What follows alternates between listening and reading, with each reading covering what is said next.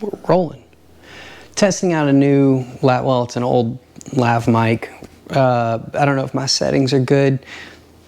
In typical fashion, I will get a video back, do a lot of recording, and it will be just garbage. So I'm hoping that the sound is good. We'll see how this setup works. Using my GoPro, dusted it off, trying something. I don't have an iPhone that works well.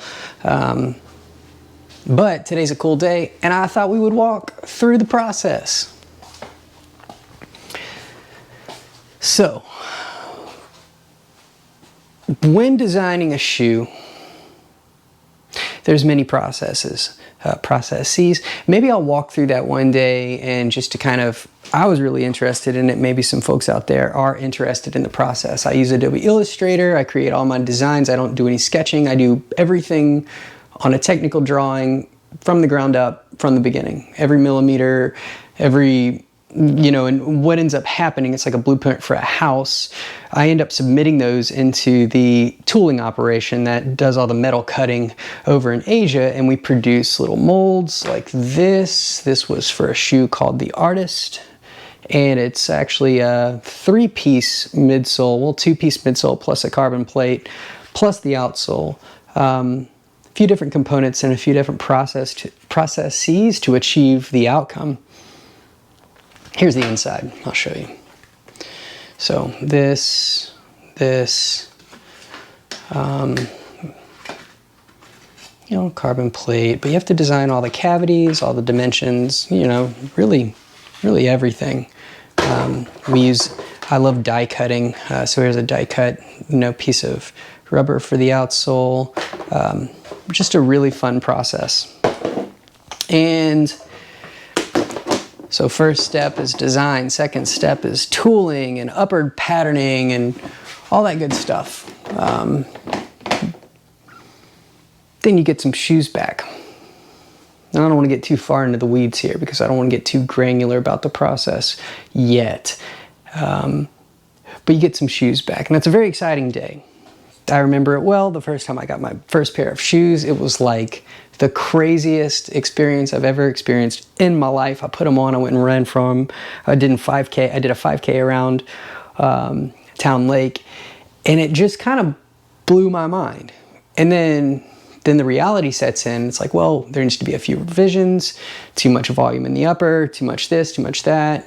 The color fastness is not very good, so it's bleeding on the sock. If we had like a blue microfiber, and like, what do we do about that? So once that process starts, sample iterations can go, you know, dozens of times, you know, many different back and forth shipping between Asia and here in Austin, Texas, of different models and materials and collar lining. So that process has been going on for a long time for the race model. The one that I think is the confirmation round is sitting at our mailbox. I'm gonna go collect it. We're gonna come back here and see if we can confirm a model. I just thought I'd get it on camera. It's a cool moment for any shoemaker or designer or really any process, manufacturing process that of any industrial design. Like when you get to confirm your final iteration of the product, it's special. I thought I would include you on that. Let's hop in the car and see how it goes. It is hot in Austin, 101 degrees on the dash, and we ran about 7 miles this morning. We're in it. We're in summer. All right, we got it. Package with 2 pairs, actually I think 3 pairs of shoes, and I think something else that's kind of special in there. Let's get on home, I'll show it to y'all.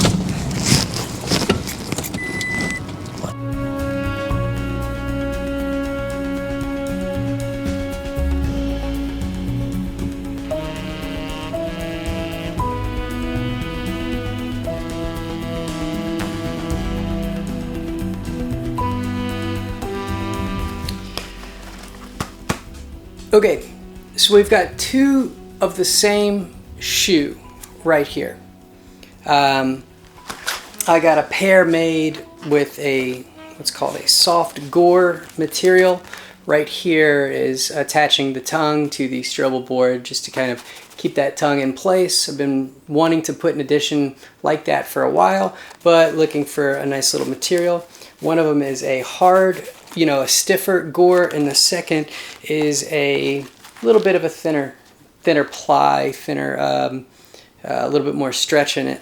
And that's the only difference between the two models. Now let's talk about the similarities, and the things that I'm looking for when I'm confirming a shoe are pretty much every single thing you can think of. First of all, are the words spelled correctly on the shoe? I've done that before. Honor simplicity. That's appropriate. It's correct. It's on the pull tab. So I don't know if the focus is there, but I'll do some kind of close up on the detail. But this is a new pull tab that I want to make sure is right, with a little bit of a 3D screen print on it. Very quality. A little bit more room to pull in the fingers on there for an actual pull tab. The second was this piece of gore attaching from the stromal board to the tongue. Another is the orientation of a special fabric that I'm using for this model. If you push down, it's very smooth. If you pull up, it actually has a little bit of friction to it. Not enough to really trouble the skin or anything if you go sockless or anything like that. I've tested it without socks. It's fine. It feels like material when you're running. But it actually, there's the ability to where it kind of catches on the sock just a little bit right there. The reason I did that is because this model has a heel counter, which is a new feature we've put in some of our shoes, the Base Trail, the Daily Trainer. And a lot of folks have been asking for a heel counter just because if you're a heavy supinator and you really want that shoe to just stay in place, or even a pronator or whatever you are, it's a little bit extra, but it's a light heel counter in the back. So love the feel of that. Love that it's in there for the confirmation model. We've had a few pairs come back without that material because we haven't used it before. Other notable features on this is a sock liner detail in there that's a little bit more of a resilient material, just something that I found to be a little bit more sturdy. And then perforated outsole channels right here. I'm always trying to save weight where I can. If we're going to pick up some on the heel counter, let's go ahead and take it off right here on the outsole, but also give it a little bit more traction, a little essence to it. Perfect logos, perfect overlays. Embroidery on the eyelets are right. Special little detail on what's called the aglet right here. Beautiful, beautiful outsole. Beautiful midsole. I absolutely love it. This is going to serve as our racing program. We had a model that looked very similar to this one. It's called the Artist. It kind of came into the industry as a little bit of a, not so much as a dark horse or anything, but maybe like a cult favorite because it was $100 and you could get a carbon fiber plate in it. It had supercritical EVA. But on this material, let me go back here and see if I can find the stack. This is supercritical TPE, and it actually takes, it's not like EVA, it doesn't feel like EVA, and it doesn't really look like EVA. It's a little bit more rebound resilient. It's more it's more durable, I've found. It's bouncier, it's livelier. It's just a better racing shoe foam composition. And the way that we achieved that was not by merely putting a new foam in the same molds. We actually had to build a new, what's called a preform mold. And that took some time to you have to form the supercritical TPE before you even put it in the molds for the final stage of the final compression. That was a costly and time-consuming part to make. So now we're in making all of the sizes, and it can get pretty intricate. But that being said, where it looks similar to the geometry of an artist, it is, well, similar to the composition of the artist, the geometry is the same, but the materials have all been upgraded, enhanced, and have a proper feel for a racing environment that I find to be more superior than EVA. So supercritical TPE is just an astounding rebound resilient material. Pumped about that. I got nothing more to say about this. We have a confirmed pair of race models. At this point in time, what's cool about this moment is that I can now go write an email back to the factory, let them know that the shoe has indeed been confirmed visually. I've gone through many iterations of the shoe. I've tested it through hundreds of miles, ran the Boston Marathon in one, but there was always small details that need to be back and forth to make another sample so that we get the logos right, the kind of the orientation of this special collar lining material right, and